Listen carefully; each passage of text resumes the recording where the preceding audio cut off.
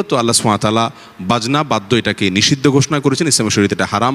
এর ফলে মানুষের অন্তরের ভিতরে কপটতা সৃষ্টি হয় এবং এটার ফলে মানুষের অন্তরে অস্থিরতা আসে এবং গুনাহের এক ধরনের বীজ বপন করা হয়, যেটা কোরআনে কারিমে আল্লাহ সুবহানাহু ওয়া তাআলা সূরা লোকমানের 6 নম্বর আয়াতে ইরশাদ করেছেন, ওয়া মিনান নাসি মান ইয়াশতারি লাহুল হাদিসি ইলা আখিরিল আয়াহ।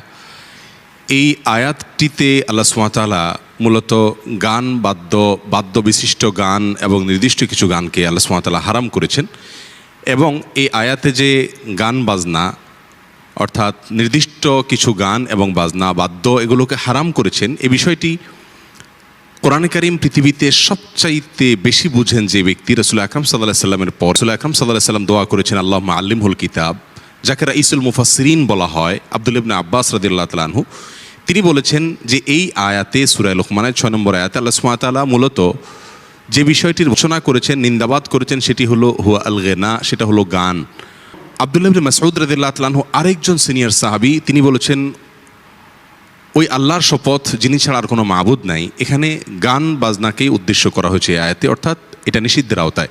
হাসান বসরি রাহিমাহুল্লাহ তাবিদের ভিতরে অত্যন্ত প্রসিদ্ধ, তিনিও বলেছেন এখানে গান বাজনার উদ্দেশ্য। এভাবে প্রায় সকল সালাফ তাবি সাদের থেকে এই আয়াত প্রসঙ্গে এই বিষয়টি বর্ণিত হয়েছে। অতএব এই আয়াত থেকে পরিষ্কারভাবে আমরা বুঝতে পারলাম না বাদ্য এই সমস্ত হারাম। সহিহ বুখারীর একটি বর্ণনা আসছে, রাসূল আকরাম সাল্লাল্লাহু আলাইহি সাল্লাম বলেছেন, একটা সময় আসবে যখন আমার উম্মতেরা কয়েকটি নিষিদ্ধ বস্তুকে তারা হালাল মনে করবে, ইয়াস্তাহিল্লুনা, তারা হালাল মনে করবে, আল হাররা ওয়াল হারির, এর ব্যবহার পুরুষের জন্য হালাল মনে করবে, এবং তারা গান বাজনাকে হালাল মনে করবে, বাদ্যযন্ত্রকে হালাল মনে করবে। তো কোরআনে কারিমের আয়াত এবং হাদিস আরও অনেকগুলো আয়াত রয়েছে, সবগুলোকে একসাথ করলে আমরা দেখি মূলত আল্লাহ সুবহানাহু ওয়া তাআলা বাজনা বাদ্য এটাকে নিষিদ্ধ ঘোষণা করেছেন, ইসলামের শরীয়তে এটা হারাম।